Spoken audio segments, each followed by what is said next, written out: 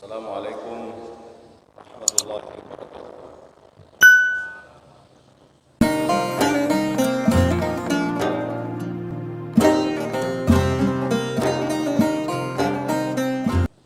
Alhamdulillahilladzi man tanazzaha fi dzatihi wa sifatihi al-hadiyah. Wassalatu wassalamu ala Rasulillah awwal qabilin litajalli min al-haqiqatil kulliyah.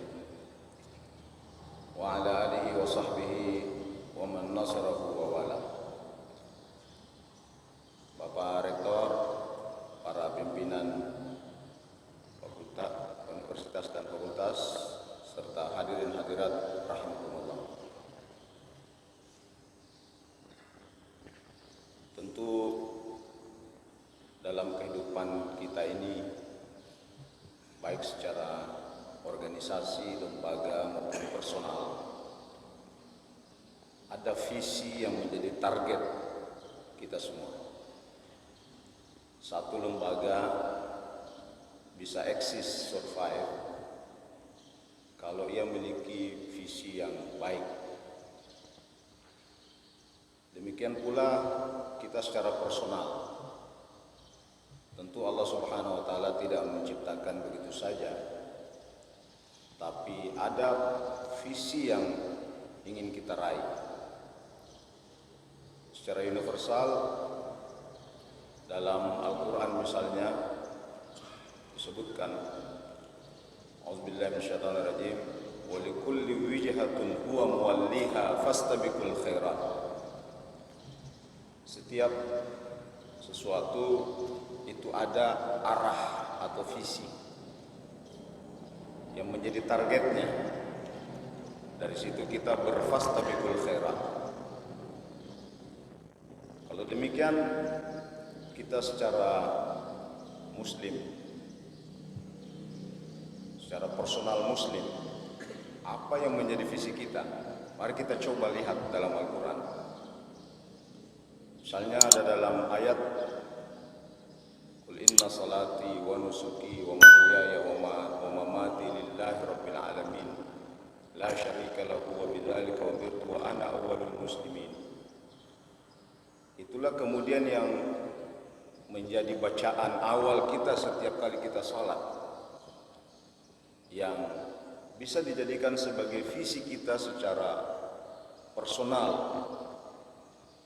Setiap kali kita salat, kita pasti baca, sekalipun itu sunnat, inna salati wa nusuki wa mahyaya wa mamati lillahi rabbil alamin. Semua kegiatan kita ini, salat, hidup, mati kita, dan aktivitas kita hanya dipersembahkan kepada Allah. Itu pula lah sebabnya setiap kita mengawali perbuatan selalu diawali dengan niat. Kita komitmen dengan niat itu. Dan dalam fikih, niat itu menjadi rukun pertama dalam semua kegiatan ibadah. Salat perlu ada niat. Puasa, setiap malam kalau kita tarawih, kita berniat. Biasa ada mubalagha bilang, pada maniaki yang puasa baja. Ada lagi bahasa Makassarnya itu, masih nganiaki puasa muko. Ada bahasa Jawanya juga. Semuanya berniat, kita diarahkan untuk berniat. Kita misalnya salat tarawih, usolli sunnat tarawih raka'ataini mustaqbilal qiblati ma'muman lillahi ta'ala. Kenapa? Karena itu menjadi rukun. Sekalipun secara teknis ini ulama berbeda. Ada ulama yang mengatakan niat itu boleh dilafazkan, boleh tidak. Ada lagi ulama mengatakan makruh hukumnya dilafazkan. Jadi makruh kalau kita bilang nawaitu shauma ghadin an adai fardhi syahri ramadhan, itu makruh menurut pandangan ulama yang kedua. Bahkan ada yang mengatakan bid'ah karena tidak pernah dicontohkan Nabi. Tapi Imam Syafi'i mengatakan at-talaffudzu bin niyah mustahab. Melafazkan niat itu untuk membantu hati itu hukumnya sunnah. Jadi tidak masalah menurut Imam Syafi'i. Yang disepakati ulama adalah niat itu mahalluhu fil qalbi, tempatnya di hati, itu yang disepakati. Jadi biar kita tidak lafazkan, tapi kalau sudah cetuskan dalam hati bahwa saya mau puasa besok, maka itu sah puasanya. Sebab yang tidak berniat puasa pada malamnya, kata Rasulullah, malam yubit an-niyah fala siyamalah. Siapa yang tidak berniat malamnya, besok tidak ada puasanya. Jadi kita bisa berniat secara berjamaah. Karena itu fungsi niat kalau dalam literatur fikih, fungsi niat itu adalah at-ta'yin. Apa artinya at-ta'yin? At-ta'yin kira-kira fungsinya alamat.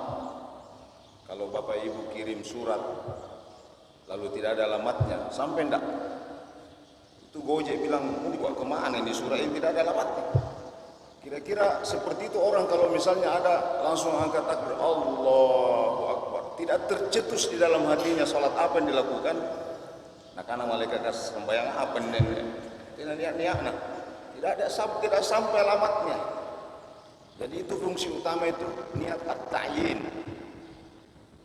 Apalagi fungsi yang kedua, selalu ditutup dengan lillahi ta'ala. Itu komitmen, apapun yang kita kerjakan bukan untuk siapa-siapa, tapi hanya kepada Allah.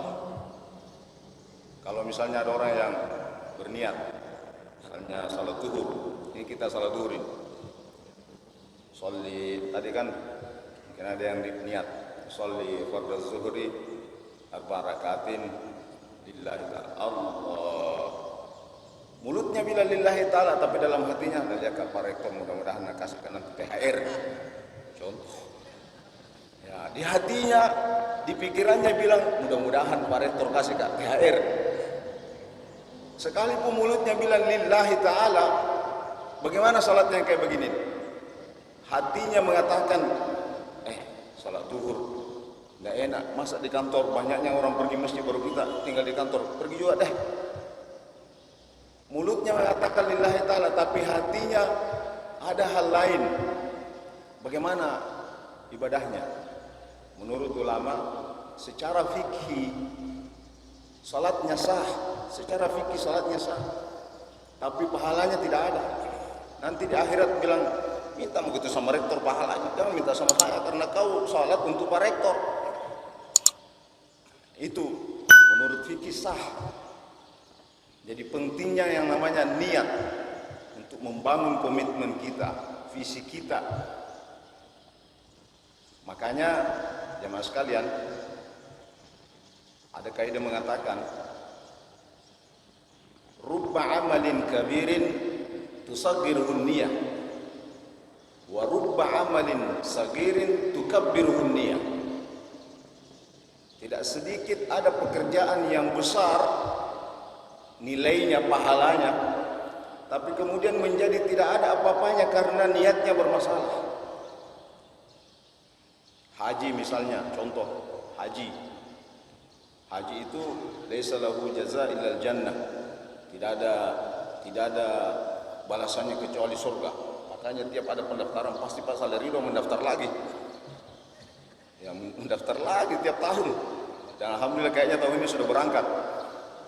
Tidak ada balasannya kecuali surga. Tapi kalau misalnya ada orang yang niatnya haji, maka dia akan lesu nama atau mencipu-cipu haji tona. Nah, saya dipanggil karena saya ustaz, dipanggil Kiai Haji. Karena saya masih muda dipanggil Haji Lolo. Karena sudah tua buang haji. Kalau itu niatnya, maka haji tadi yang luar biasa pahalanya menjadi tidak ada nilainya. Kenapa? Bermasalah niat. Tapi sebaliknya rubba amalin saghirin tukabbirun niyah. Tidak sedikit ada pekerjaan yang biasa-biasa saja. Mungkin tidak bernilai ibadah mahdah, tapi kemudian bernilai ibadah karena niatnya. Contoh, ibu-ibu di belakang ya, kalau memasak dapat pahala enggak? Dapat. Dari mana bilang ada pahalanya kalau memasak? Tidak ada ayat maupun hadis kalau ibu masak dapat pahala, tidak ada. Cari biar di literatur mana tidak ada ketemukan itu, tidak ada itu.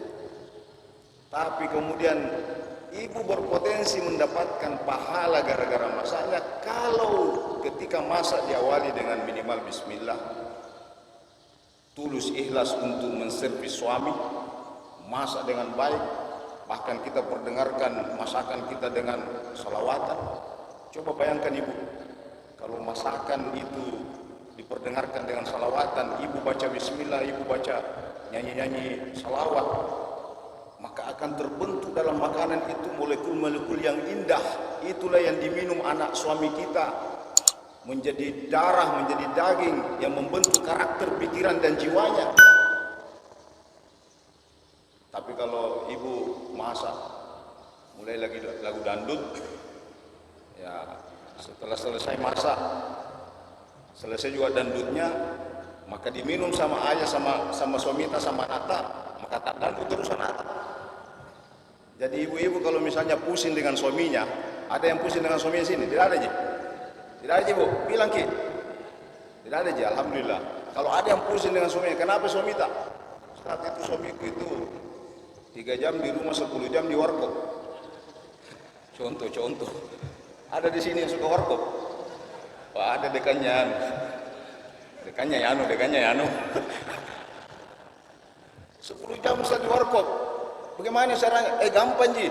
Bacaannya Fatihah. Nah belum mati Ustaz. Biar belum mati. Bacakan itu Fatihah minumannya, bacakan itu Fatihah masakannya. Niatkan, mudah-mudahan tidak suka masuk warkop. Pun kalau masuk warkop ya paling 5 jam lah. Itu dahsyatnya niat itu, membentuk semua amalan-amalan yang kita lakukan menjadi sesuatu yang bernilai di sisi Allah Subhanahu wa taala. Jadi luar biasa niat. Dan itulah kenapa para ulama kita setelah menelusuri ayat-ayat, misalnya wa ma umiru illa liya'budullaha mukhlishina lahuddin. Kemudian ada lagi hadis innamal a'malu binniyat. Setelah menelusuri ayat-ayat ini, hadis-hadis ini, kemudian lahir satu kaidah. Apa kaidahnya? Al-umuru bimaqasidiha. Segala sesuatu, urusan apa saja tergantung dari target dan maksud tujuannya. Jadi luar biasa agama kita ini sudah menata seperti organisasi yang eksis dan organisasi yang bonafide.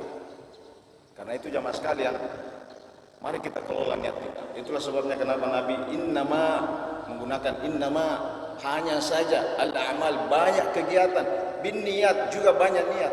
Maknanya apa? Boleh jadi bu, bapak ibu sekalian, kita masuk di masjid ini karena kita kelola niat kita, manage niat kita dengan luar biasa, maka hasilnya juga luar biasa. Kan selalu Pak Rektor bilang, jangan yang biasa-biasa, yang luar biasa. Maka kita kelola niat kita dengan luar biasa. Contoh, tadi kita masuk di sini, apa niatan masuk di masjid ini? Apa niatan? Salat duhur, toh? Berarti sudah dapat pahala salat duhur. Apa lagi? Ada niat mendengarkan ceramah, berarti sudah dapat pahala mendengarkan ceramah.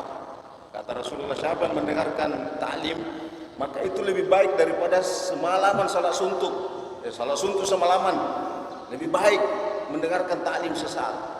Apalagi niat kita? Niat kita mau silaturahmi, ketemu dengan Pak Dekan Tarbiyah, Dekan Usuluddin. Tidak ada dekannya adab. Oh ada dekannya adab. Tidak ada dekannya Usuluddin. Ya, silaturahim. Berarti dapat pahala silaturahim. Ada saya niat, misalnya nanti kalau ada challenge di depanku lewat, saya kasih masuk challenge. Sekalinya pas lewat challenge lagi sebegini kan tonya, tidak ada uang ku bawa. Tidak ada uang ku bawa. Itu sudah dapat pahala gara-gara niatnya. sekalipun tidak kasih masuk uang, tapi jangan sengaja Pak. Jangan sengaja, dia bilang malaikat ke bote-bote jago. Ada lagi niat, misalnya saya masuk masjid iktikaf. Ada tadi yang berniat begitu, mulai masuk masjid saya mau iktikaf karena Allah. Keluar berapa jam dia di masjid, sebegitu juga iktikafnya. Ada yang niat begitu tadi? Pasti tidak ada. Nah, kalau ada yang berniat, berarti aneka macam pahala yang bisa dia peroleh, dia kelola niatnya dengan baik, sehingga hasilnya juga luar biasa. Boleh jadi ada orang bertetangga, kamar, kantor, rumah, sama-sama tujuannya ke masjid, tapi beda hasilnya. Makanya orang Bugis bilang, pada laut tepada. Assalamualaikum warahmatullahi wabarakatuh.